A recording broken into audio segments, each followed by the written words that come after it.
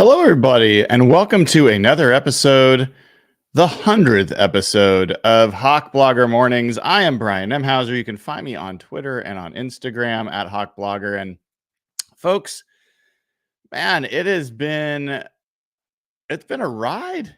It's been a ride. 100 straight days with new Seahawks content every single day. And when we started this a long time ago, 100 days ago, as a matter of fact, I wasn't sure I wanted to continue doing this. I wasn't sure I was going to enjoy doing this. This was pre-draft, if you can imagine. Seems like ages ago. And man, I not only did I enjoy it, I was like, let's keep going. Let's keep going. So I wasn't sure that I'd want to continuing to do weekend shows, and I got to admit those are kind of rough. But I do remember, not just remember, I am a Seahawks fan as well. It's hard to find Seahawks content on the weekends. It goes dark. The radio shows go dark. Most other shows go dark. So tried to bring it every single day for 100 straight days, and it's been fun. And we are in the absolute depths of the NFL offseason. So finding content right now is super tough, but I am enjoying it. I'm finding it not as tough as I thought it would be. And we're just a few weeks away from training camp opening up, where we're going to have so much content we won't know what to do with. Maybe this once a day thing won't be enough. Maybe we'll be going live multiple times a day. I can't even predict it. We'll see. We will see. There's lots of variables at play, but I want to really start by thanking everybody who has become a member of the YouTube channel. We've really grown. And I just could not be more appreciative of all the YouTube members. As a matter of fact, let me give folks a shout out if I can find the way to do it. I won't be able to name all the members because it's a long list. I should have put them on a placard or something, and maybe I'll do that for a future show. But let me read out the folks that have been members from the beginning. These are folks like Pete Kimmel, Jessica Butler, L1T, Dwayne Hart, Joanne Davison, Eric Kinnaman, Garrett McCauley, Jesse Lund, Neil Z Toy 01, Kevin Kimball, the one, the only Josh Cashman, Joshua Ipock, Brian Holtrup, Alan Bond, Langston Engel, Carrie Lee, Andrew Scanlon, 12th Man North, Caleb Epp, Mark Harbach, Devo Martzell, 67 Plush, Matthew McKivren, Seahawks fan Jim, J.H. Wick, Brundon, Robin Hayhurst, Scott Crawford, Eric Tamura. Those are all the folks that have joined since the beginning. And there's a lot more folks since then that I really appreciate. I'll call out a few others who have been really constant participants. Plenipote has been someone who's been on almost every day. Hawks fan Mattman has got to have the record for the most participation and comments. So really appreciate him and what he's done. A lot of folks, I will not mention every single name, but I just really appreciate you all for supporting the show, being YouTube members, and just tuning in. And then Patreon members, it's just as long of a list. And there's folks that have been Patreon members for years, not months. And some of them are the same people I just mentioned. So really appreciate all the YouTube members and the Patreon members. Really great crew, a great community. Something I'm really proud of, that we've got not only a growing community, but a growing community of really cool people that treat each other well. There's not a lot of bickering. There's not a lot of backbiting. It's just, Seahawks fans coming together to talk Seahawks every single day. So thank you to all of you for the support and for tuning in. It's been great. It's been a surprise. And I'll just share one more thing quickly, is that, people have been asking like what my plans are. Everyone's kind of being curious about that. I don't know if people know, but I went to school, I went to college to become a sports writer. That was my plan. I went to American University in DC. I'd actually gone to Syracuse for summer college during high school, all with the intent of being a sports writer. And I have a print journalism degree, and I also have a psychology degree.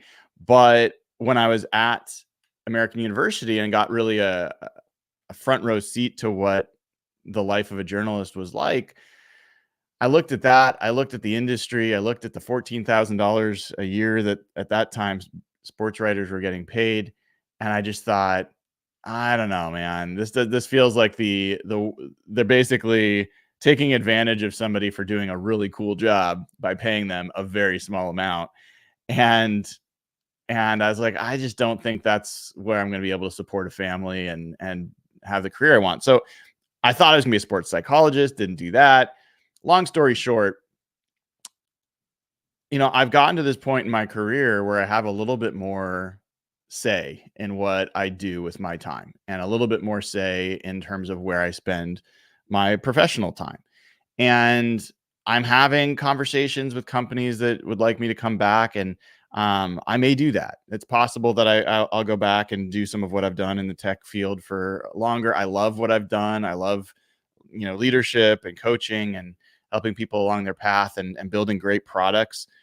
Um, but I also, there's part of me that is curious about, the things that mattered to me, that kept me from doing sports writing back in the day.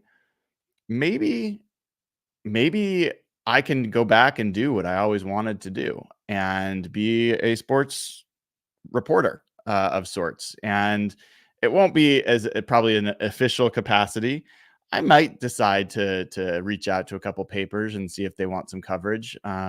But for now, I'm kind of exploring the different options. And this show has been a huge part of kind of helping me figure out whether this is something that I want to continue to do. Because if I enjoy it during the off season where you're really having to work to come up with content every day, which by the way is not something you're doing necessarily as a sports writer this time of year, as an NFL writer, then what would be like during the season if I could really dedicate myself to being fully focused on this as my primary work that I was doing?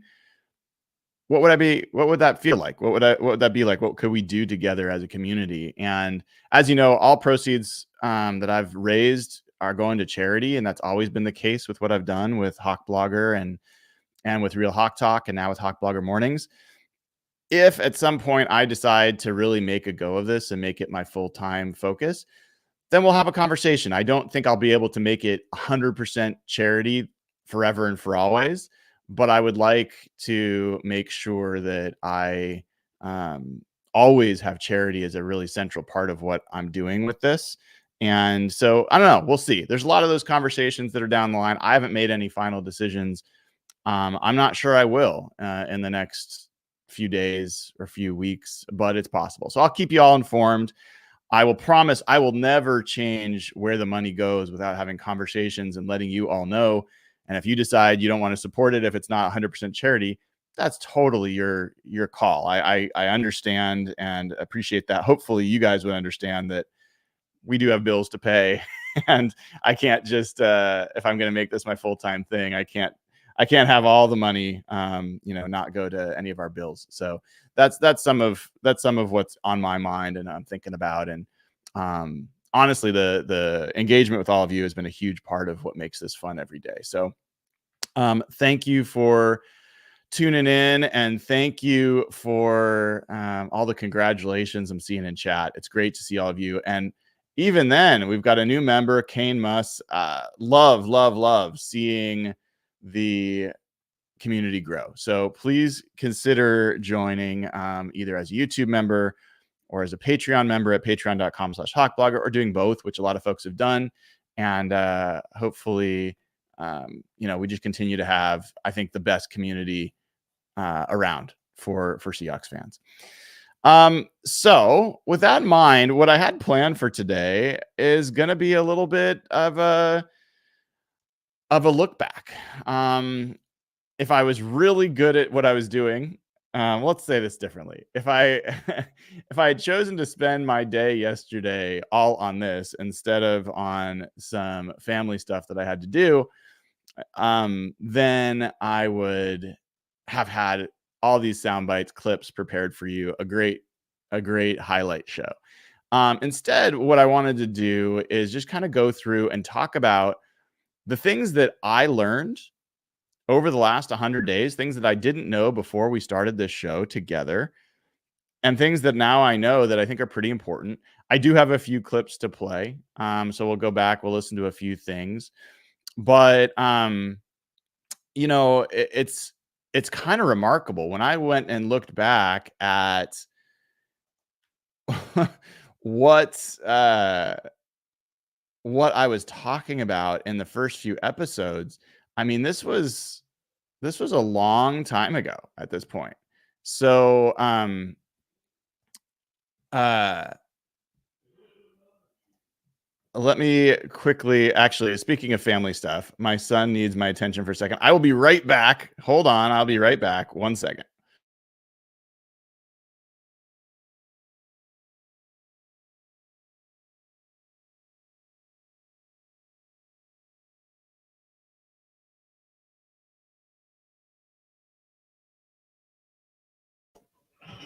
The wonders of summer vacation. Yes. Gonna take him out golfing after this show. So we'll get out of the house. But anyway, looking back at the first episodes of this show, the conversations were all about what are the Seahawks going to do in the draft?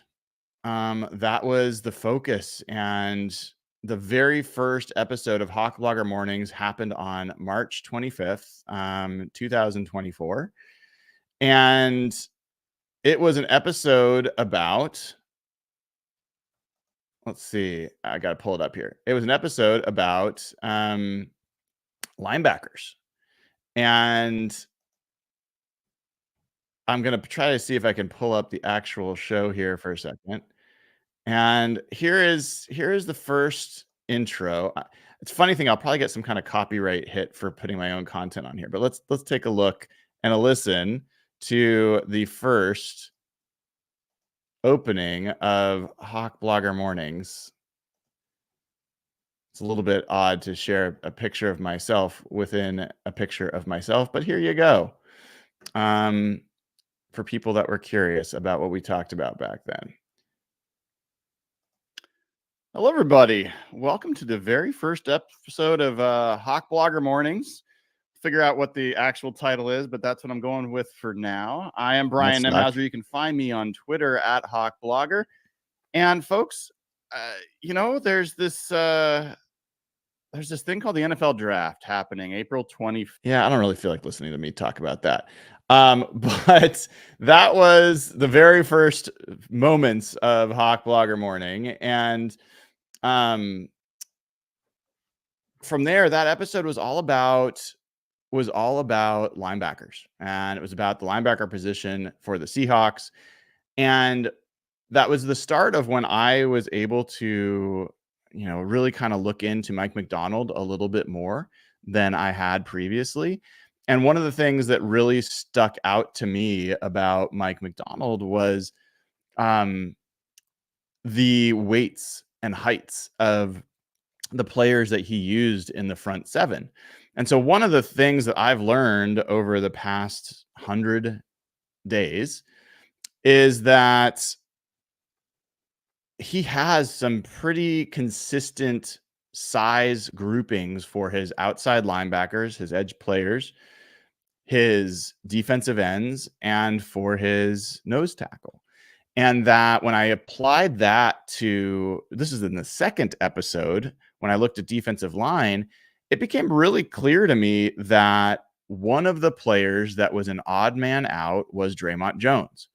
And at that point, in episode 2, I said, I think Draymond Jones may have a hard time here. He may not be in the right place because Draymond Jones had always played in the 280s. he didn't make sense to add weight to and become over 300 pounds, which is all the players along the defensive line, the interior defensive line for Mike Macdonald are always 300 plus. But it also didn't seem to make sense that he would drop weight into like Jadeveon Clowney range, which was around the high 260s, close to 270. That also didn't seem to make sense. That's a lot of weight to drop. And one of the things that Draymond Jones does really well is rush from the interior. Well, that has been a journey over the last 100 days. I think I've probably learned more about where Draymond Jones fits than any other player over the last 100 days. And I went from thinking this was probably his last year to thinking, all right, they actually are very excited about his role. And it's become very clear that he is going to play outside linebacker. 100 days ago, we did not know that. I brought it up as a possibility. I think I was the first person to bring it up as a possibility. But even I was surprised that they were so clearly going to really focus him there. So that is one area where I think I've learned over the last 100 days that I didn't know was just the kind of body types that Mike Macdonald likes and he looks for. I think that ended up being predictive of, adding guys like Jonathan Hankins. It ended up being, we'll see if it ends up being predictive of what happens with a battle at nose tackle like Cam Young and Matt Gotel, where Gotel is a 340 plus pound dude and Young is probably closer to 315, maybe he's up to 320, but he's not a guy that is going to hold significant weight, but he's also pretty strong. So I think that is one area that I definitely have learned over that period of time. The other piece that I learned, maybe this isn't as surprising to you. I initially, when I started this, I wanted to be able to talk about any topic, and I still plan on doing that. But, the Mariners season was just getting going, and I thought I'd talk a little bit about that at times.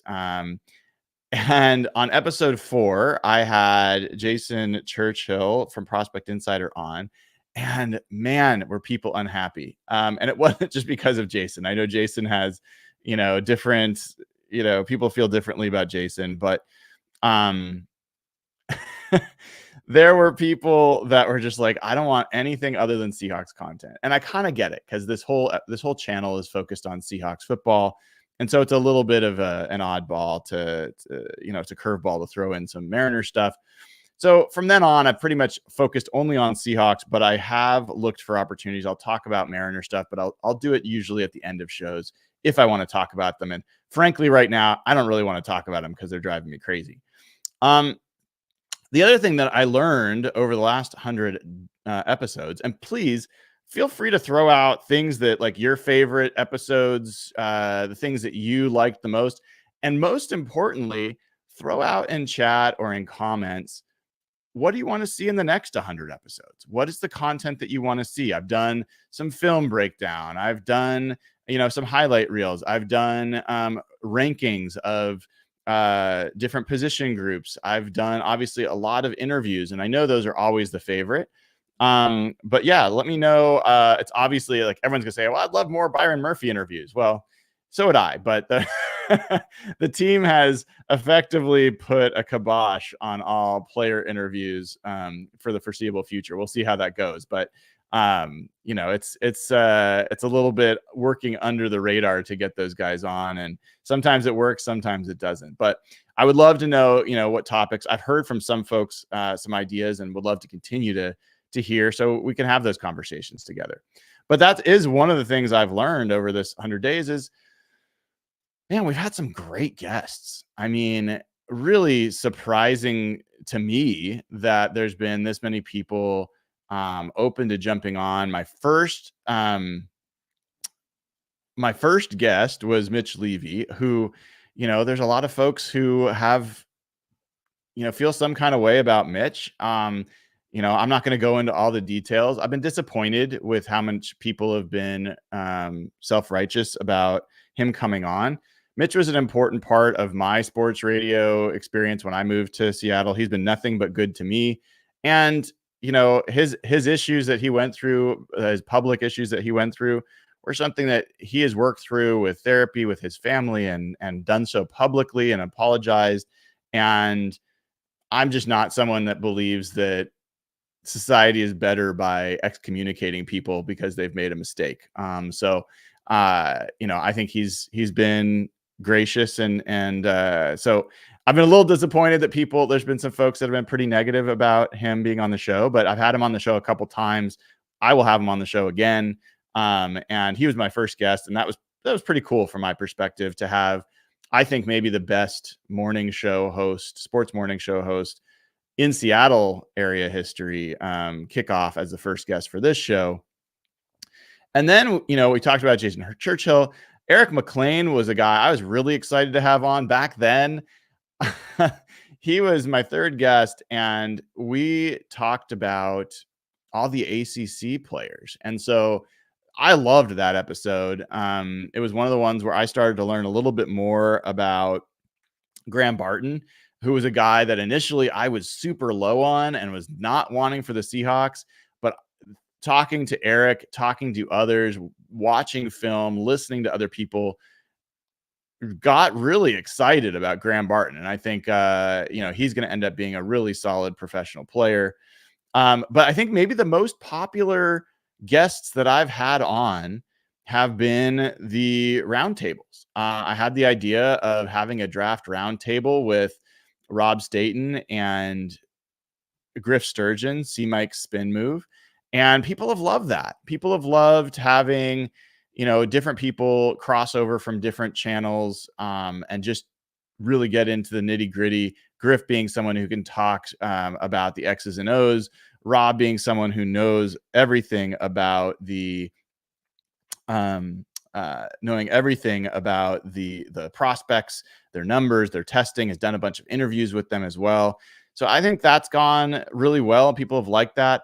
I've given those guys time off the last month because, again, I think only the most addicted are really creating content right now. But we will definitely continue to have them back and do more shows with them as this show kind of marches on. Other things, I did an episode early on John Schneider's draft tells, and those are, for me, they always prove proficient. And they did again. I mean, I went through, I think one of my favorite interviews during the 100 days was with Robert Mays of The Athletic. Robert's great, had great conversation with him. And there was a number of these guys that came on nationally, and they're all like, oh, the Seahawks are going to take Troy Fautanu. And we all thought that was a really strong possibility. But the more that I looked into John Schneider's history, he just doesn't believe, and what he says, he doesn't believe in drafting interior offensive line that early. He just doesn't. And it became more and more clear to me that I thought they were going to go Byron Murphy if he was available. But as you remember, if you were watching the shows, I just didn't think Byron Murphy was going to be there.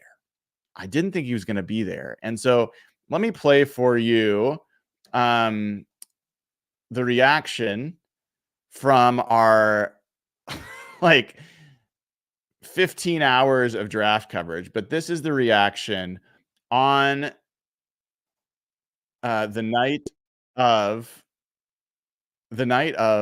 the first round where we drafted Byron Murphy and we were doing our draft watch party. Here is the reactions from myself, Evan Hill, and Derek. You'll do well to just watch Evan Hill through this whole video. His reaction had me in stitches. I didn't even see it at first because I was so excited, but here we go. Adam's deal. We're not signing you. You're not on the... Yes! Oh, yes! Let's go! Let's go! All right. Let's go! Hell yes! Okay, here comes Evan. Let's go. The turning of the tide. The Seahawks are going to have the best defensive tackle duo in the division for the first time in how long? Byron freaking Murphy. They did the right thing. They did it. They freaking did it. I'm like in shock. I don't know how to respond. Poor Derek's just sitting there stunned. Oh, now we get to turn. We can look at chat now. They learned from the Jamal. That was fun. That was fun. I mean, the amount of people that watched with us during those hours and hours of draft coverage was amazing. Amazing stuff. So yeah, we had a lot of fun doing that. I think one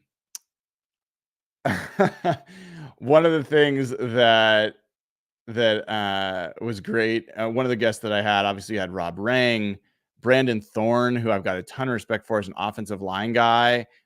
He came on, and one of the things I learned during this period of time was some of the best evaluators of offensive line talent had the same questions I did about Olu Oluwatimi, which is, does he have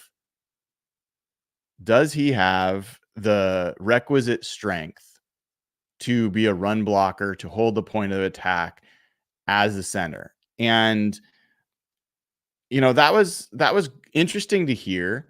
It was also great to hear from Ray Roberts that he thought that he did, and that he thought that he had put on some of that, he'd gotten in better shape, and that he had learned. So I think I am gaining optimism about Olu in that position. I was never pessimistic. I felt like his top shelf might have been an average NFL starter, which is not bad.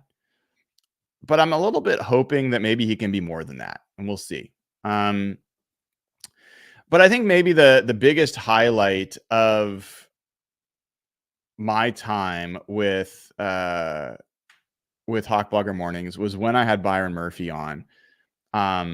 Really, really appreciate him taking the time to come on.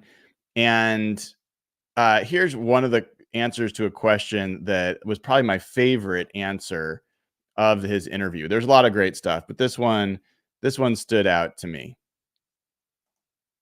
But then they're like, oh yeah, but Aaron Donald's the best that's ever played, and they back off real quick. Yeah. I haven't heard you back off that. You welcome that comparison to Aaron Donald? Oh yeah, I do. I do welcome it. That's my favorite player. I watch AD all the time. So man, I feel like I could be, just like Aaron Donald, if not better. I feel like I hold myself to that standard. And I feel like I have that type of skill set to be better than Aaron Donald. People say, they'll never see nothing like Aaron Donald, but me, I'm just like, okay, just wait till it's my turn. Just watch and see. Just watch me grow, and just watch me. That's all you gotta do is just watch me, and I'm telling you, it's gonna happen.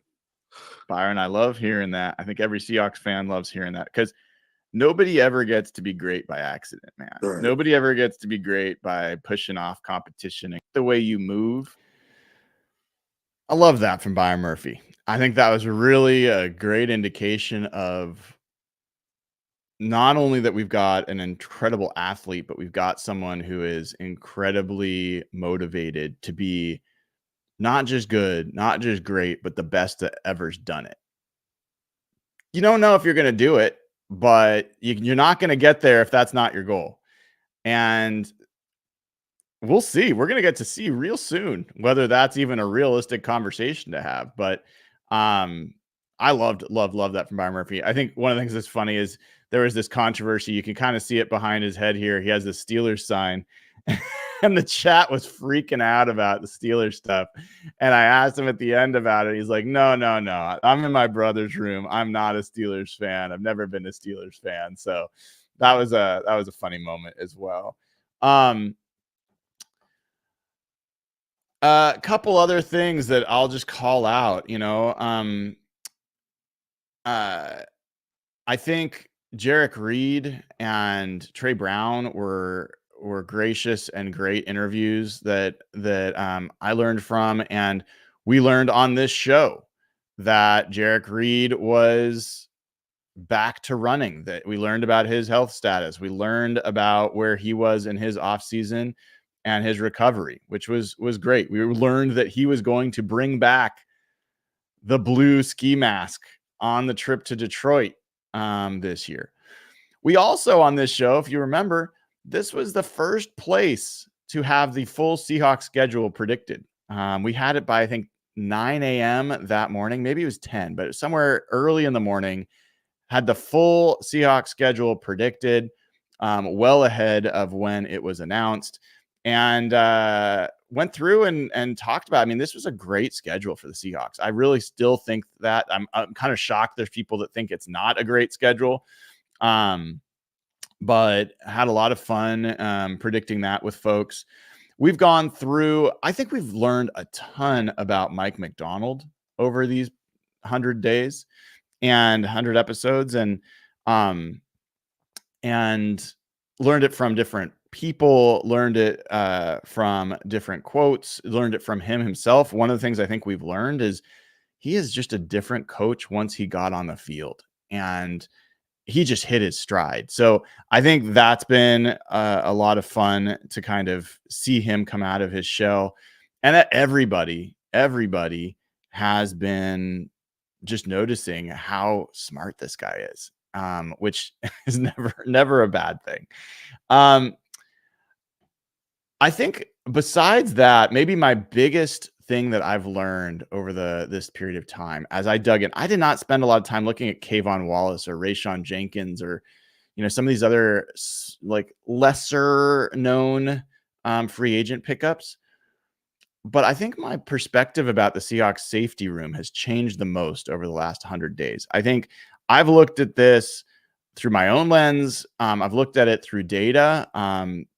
The fact that Mike Macdonald and John Schneider put a pretty heavy emphasis on tackling was something that really stood out to me. Kayvon Wallace being a guy that went 2 years at one point without missing a tackle, historically has been an excellent tackler. Rayshawn Jenkins, the same, although he had a bad stretch at the end of last year. He has historically been an excellent tackler.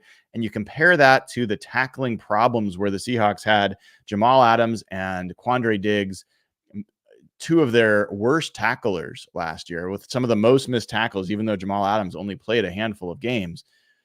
It could be a huge difference just by being able to tackle guys. If you saw my red zone defense show just the other day, there is a play where Quandre Diggs is just taking a bad angle and bouncing off a guy, and what should have been a 3rd and long becomes a 2nd and a 3rd and short. Sorry.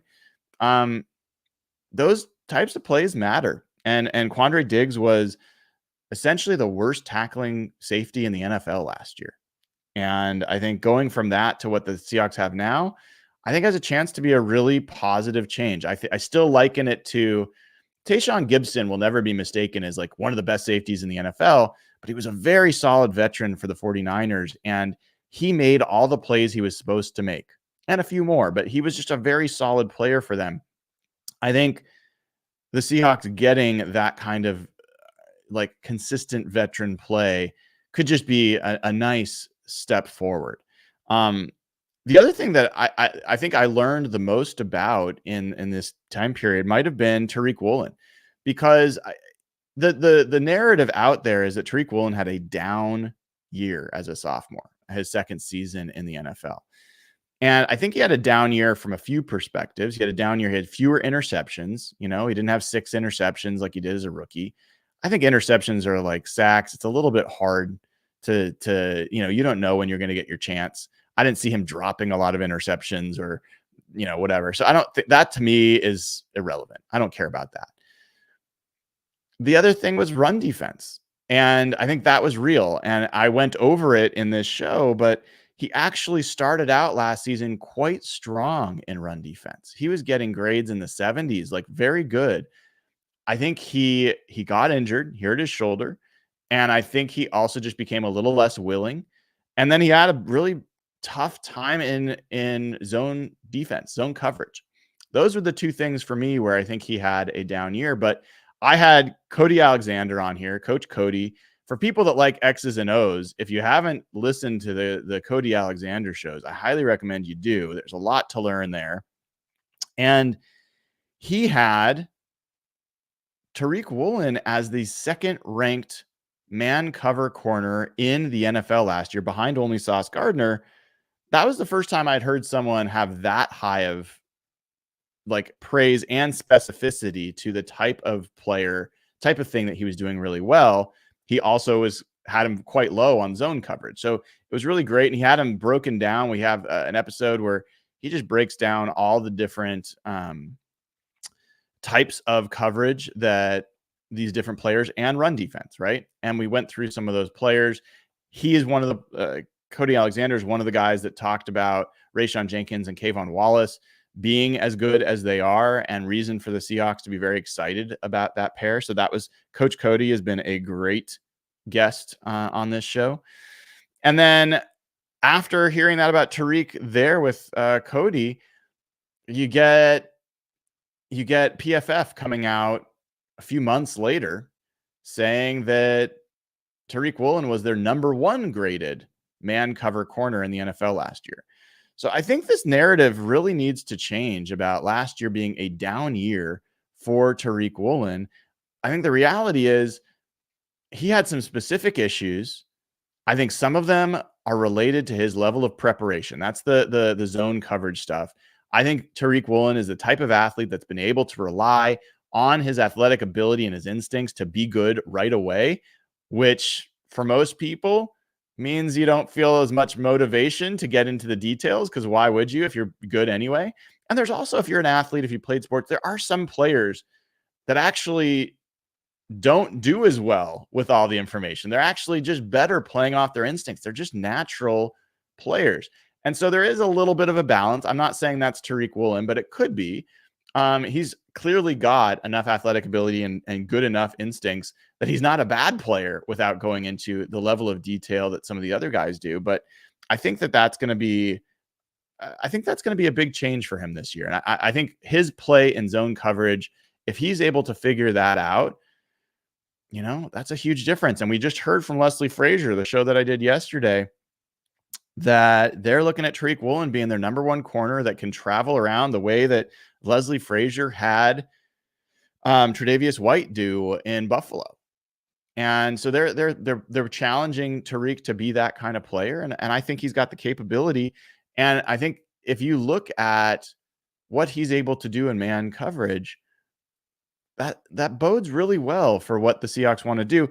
Press is the other thing here that matters a lot. Mike Macdonald's Baltimore team pressed the 3rd most percentage of snaps that were in press coverage, were the 3rd most in the NFL last year for Baltimore. Seahawks, I think, were like 12th, 13th, 14th, something like kind of middle of the pack. So they're going to very likely increase their press coverage. Who was the number 1 graded press cover corner in the NFL last year by PFF? It was Trey Brown.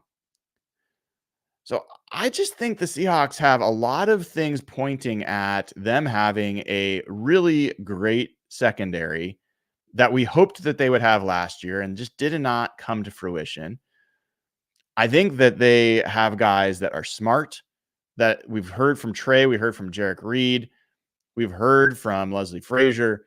These guys are coming together. They're doing stuff off the field. They're bowling. They're having fun. They're getting to know each other. They're really trusting each other. And I think they're going to learn. I think they're going to learn a little bit differently how to play together this season. And I think that could be huge. And then you add that to the fact that this is now, for my money, this is the best defensive line, in the NFC West. And it's one of the best in the NFL. We heard, we didn't hear from, but we saw that Mike Clay, who has his positional rankings all, out, he had the Seahawks interior defensive line as the 2nd ranked interior defensive line in the NFL. I think that's the right conversation. That's where these guys belong. One of the other things we learned was Jarek Reed was asked to play zero tech. He's asked to play nose tackle quite a bit last year, the more than he's ever played before. I talked about it on this show. And that did 2 things that happened when Jarek Reed played that much nose tackle. One, he had one of his best pass rushing seasons. He at Zero Tech was able to excel as a pass rusher. He had 7 sacks last year. People forgot. He had his second most pressures he's had in his career, second most sacks he's had in his career. I want to say maybe his highest pass rush grade, I think, in his career. And so that was the good. The bad, though, is he just is not a true Zero Tech from a base down situation, being able to really hold up at the point of attack, take on all the double teams. He was double teamed more than almost anyone on the Seahawks last year. And he's not the guy that should be taking on all that. So what does that add up to for me? That adds up to the fact that I think Jarran Reed is going to play more defensive end on base downs. You'll see more Jonathan Hankins at nose tackle on early base downs. And then when you get into more obvious pass rush situations, you could have a Jarran Reed at nose tackle. Frankly, you can have a Byron Murphy. You can have a Leonard Williams play Zero Tech. All of them have that capability. And we even heard that Draymond Jones might play Zero Tech from Leonard Williams. But Jarran Reed at Zero Tech in pass rushing situations can be a really big advantage, especially if you're going to flank him with Byron Murphy and Leonard Williams. That becomes one of the most active collapsing defensive interiors in the NFL. And so I think that's a big thing that we've learned as well. And that interview from Ian Furness of Mike Morris was just fantastic. Went over that a few weeks ago. And you heard Mike Morris say that he thinks that Jarran Reed's going to benefit from this defense more than anybody else. And we've heard, I think the other thing we've learned is just how much of a leader Jarran Reed is. I don't think any of us really truly understood how much people look up to him. The fact that he's taken Byron Murphy under his wing, Byron Murphy has said that. The fact that Mike Morris says he listens to everything Jarran Reed says. His ears are open every time that guy talks. I think Jarran Reed is just a bigger player, bigger factor in this locker room than we knew heading into these 100 days. So those are just some of the things that kind of stood out to me. I'm looking in the chat about some of the recommendations about what people liked and what they'd want to see more of. Yeah, there's a comment from Corey about the Boye Mafe interview with Chris Long. I'm going to have some sound from that. We'll play another day, but that was a great interview. And let's see. There was a question here from Matthew Phillips. Could we do some more film date breakdown, but maybe on a more positive one next time? Yes, sure. Most of my film date breakdowns have been positive, but yes, the one I just did on the red zone defensive woes, that was a tough watch, but to me, you got to look at that stuff to see where the problems really were. But yeah, that's great. I will try to do some more of that. Corey Coleman says he loves the crossover content. We've got chat with Dan Veens. Yeah, I've done stuff with Dan before. I could think about having Dan on. X's and O's content with Alexander and Duke.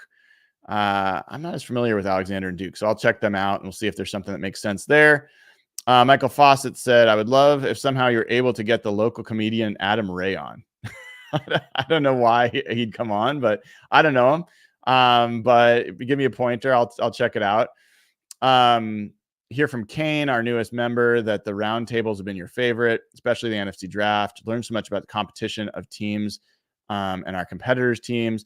I thought that the NFC draft episode that we did, I think that's maybe the one you're talking about, the NFC West draft that we did. That was really cool. Really learned about just how bad the offensive line talent is in the NFC West in general. I think learned about how thin the 49ers are beyond their stars. And their stars are great, but that roster is really thinning out. I think the fact that the Cardinals roster is still really weak on defense and in general, I think that we'll see what happens, but I think they might have swung and missed at the critical 2 years that they've gone on where they had so many draft picks. Don't know what went on there, whether they are going to actually be able to make the jump that they want to make. Kane has a suggestion of EJ from Bootleg Sports. Don't know him, but happy to check out and see if that can work. There's another vote for EJ. So yeah, that's some of the suggestions. Please leave more. I love to hear. I can't promise I'm going to do all these things, but it's always great to know what people are interested in hearing more about. I am going to just end it there for now. I mean, this is mainly just a thank you episode, primarily for all of you coming on and supporting the show. If you haven't given the show a like and click subscribe, now's a great time to do it. We went over 10,000 subscribers because of this show. We're pushing up to 11,000 now. We're growing really quickly, which is really fun and gratifying. And I just would love to see how big we can get this community. So let's see what we can do together. You, myself, all of us. And from that, I will just say, have a wonderful rest of your Tuesday. I'm Brian Nemhauser. You can find me at Hawk Blogger on Twitter and Instagram. This has been the 100th episode of Hawk Blogger Mornings. Take care. Appreciate y'all.